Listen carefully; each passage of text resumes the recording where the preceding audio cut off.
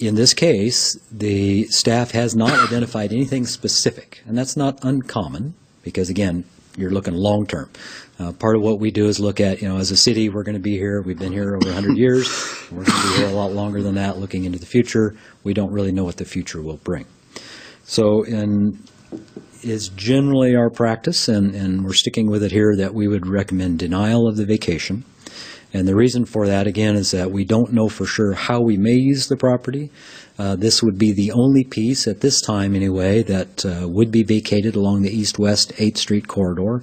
And so we didn't feel that it's really in the public interest to vacate the right-of-way at this time per this request.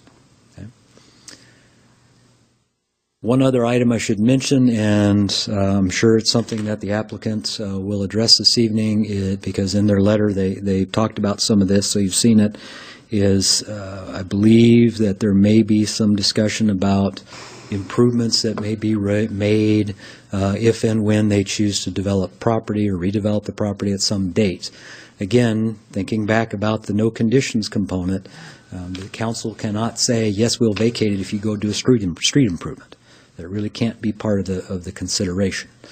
If property is developed, it has to meet the development standards at that time, which in some cases does require frontage improvements, depending on what type of development it could be. So just something to keep in mind as we work our way through this. And that's it in my presentation. So at this point, any questions you might have? Otherwise, I'll get out of the way and questions for Leslie, Council Art. Yeah, I got a couple of them in sort of the techno area of things. Yes, sir. The city essentially has charge of street trees within the city right-of-ways, right? Correct. If we vacate that piece of the right-of-way, and looking at the aerial view that you showed, there are some substantial trees along that alignment. By vacating that right-of-way, do we abrogate our responsibility for those trees? Well, that would be something that's better answered by the Parks Department and potentially legal, but certainly the transfer of ownership from right-of-way to private property then removes the city from the ownership of those trees. So we would not have a say from that perspective of what happens to those trees at any point in the future.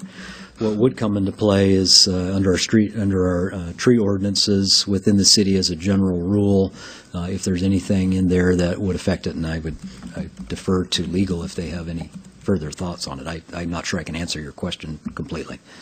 The only thing that I would add to that is if we do the vacation, then it will become the property owner to decide what to do with it. The city will no longer have any control over requiring street trees on parcels.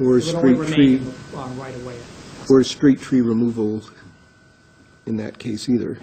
Yes, well, it didn't look like it was actually any trees. It looks like it was a hill. It's most of a slope of a hill is what they're talking about being vacated. Yeah, looking at the overhead view, though, it looked like there's a lot of trees right down on that bank growing right now. Yeah.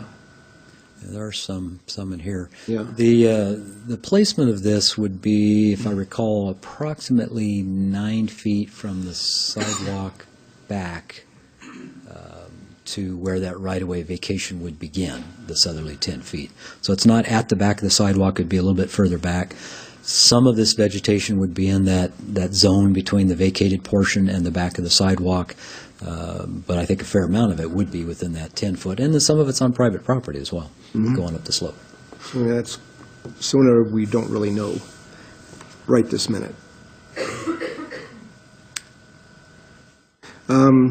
Just to move on, with the Avista line going through there, if the building envelope is the point of contention here for accessing that piece of right-of-way and getting rid of the right-of-way so the building envelope can expand, if the Avista line is there, does that mean that the building envelope has to be pushed back and essentially it's a wash?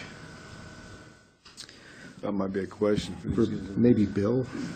Or, did you hear that, Bill? I apologize, Gary was asking me a question. Or you want to repeat it, Bill? I would be happy.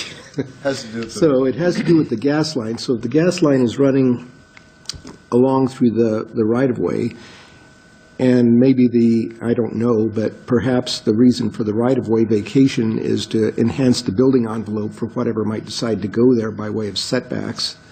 Doesn't that kind of make it a wash if you can't build that close to a gas line? It really kind of depends upon where the gas line is actually located, and the owner may have the opportunity to relocate that gas line to accommodate some construction. Okay, so we don't really know there. And my last one. Let me just add one thing. The gas lines, the Avista will still have the right to have their gas line where it is now. They will not have to move it. Okay, now that was just a confusing statement. So Avista doesn't have to move the gas line, no, if this is vacated. No, if it's Period. vacated, the city's right to the property to control what's in there will be affected, but the existing franchisees' rights for that easement will be unaffected. Oh. So whatever right they have with that line right now, for maintenance purposes, they will retain. So in the packet, it said 5 feet. So if that gas line is on through the right-of-way, you move the 5 feet back, essentially the building envelope is going to remain the same as if there was no vacation of the right-of-way. Bill had a point. There are some implications regarding setbacks from property lines that may affect the property boundary. So traditionally, you're not going to be able to build up to that property line. In this zoning district, you're going to have a minimum of a 13-foot street side setback or a 15-foot front setback. And so oftentimes that may occupy that space where that gas line is. And if the property line remains farther back, then that building would have to be set back farther from that location. So while the vacation means they are not likely to be able to place a building in that 10 feet, they would not likely be able to place a building there anyhow because of setbacks. Yep. And lastly, if a duplex, fourplex, 4-unit apartment or something were constructed there, would the developer be obliged to do any street frontage improvements per se, just by nature of the development? Go ahead, Bill. Yes, under the city code requirement, they will be required to bring street frontages up to current street standards, whether that involves paving on Harrison or sidewalk installation or potentially improvements to the alley, are all potential improvements that they would be required to make. So in other words, the note that's associated with this packet is really just volunteering to do what would be required anyway should development occur. I have not read the letter of request, but if they make reference to those further improvements, yes, that would be required at the time of development. Okay. Other quick, Catherine. Mine had to do with the historical piece, because you said this had been the way it has been since 1890. And so originally when they put the 80 feet out there, they were seeing into the future because they didn't know what was going to go there. Do we have any other things that we know that we would put into that 10-foot space besides like what you were talking about if we had a bus route and like when you thought about what could possibly be? Yeah, certainly. The practice back in the late 1800s, early 1900s was to do 80-foot rights-of-way within the city of Moscow. So all through the Fort Russell district and in this part of town, you'll see an 80-foot width most streets, pretty common. The potential for building things or expanding things into the area is, again, that's something we looked at quite a bit. We don't know for sure what it could be.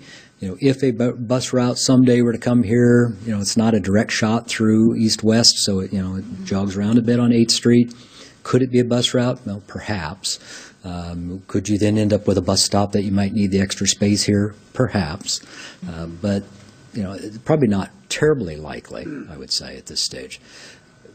But the flip side is you also see, for instance, here on the outer edges of an 80-foot right-of-way, you have a franchise utility. And so those types of things also happen within that 80-foot corridor. So it may not always be just a city project. It could be something with one of the franchise utilities where they have need of those areas as well. Again, we don't have anything definitive at this point that says, yeah, we have a plan in 20 years we're going to build, X, Y, or Z.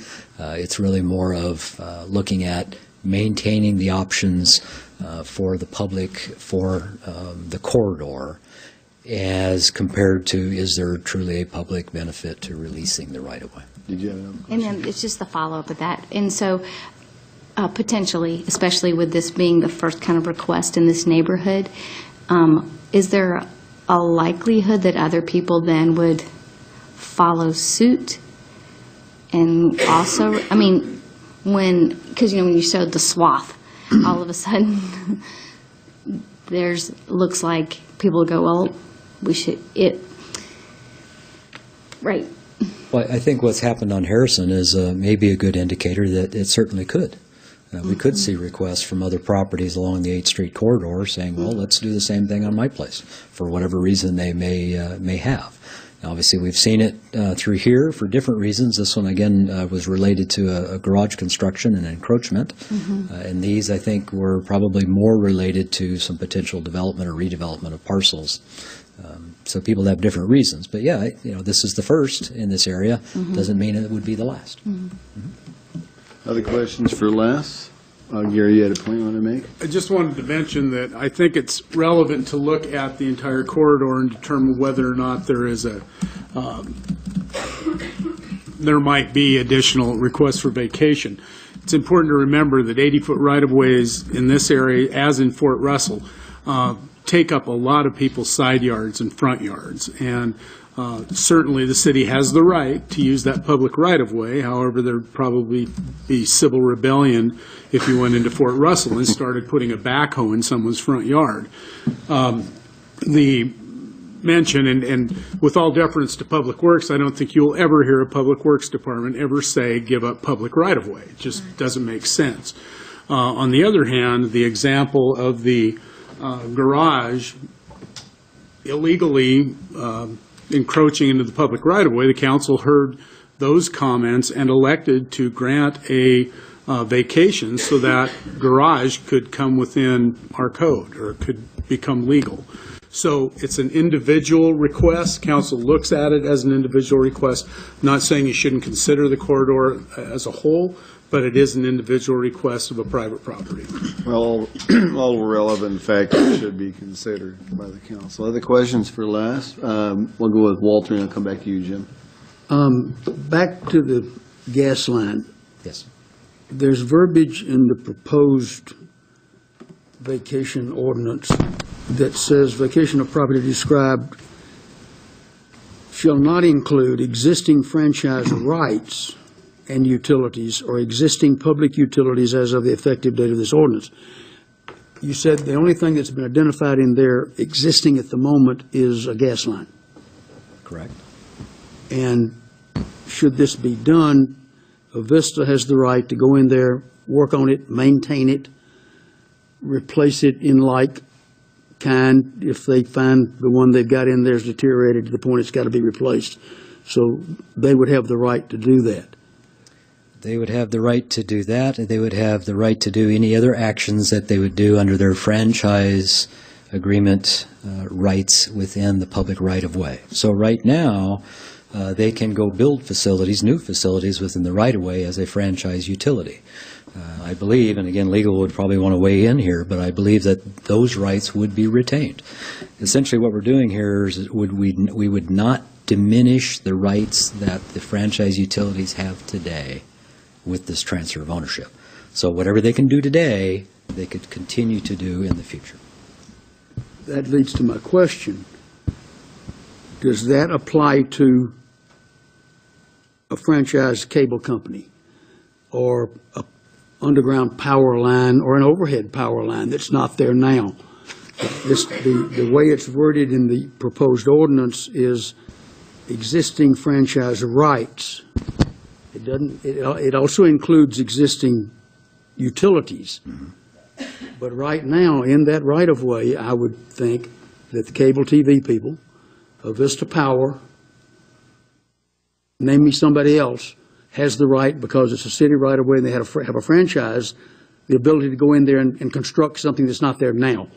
So the way this is written, and I don't have a problem, I'm just trying to understand it, those rights for future work by non-presently existing actual utility products is retained.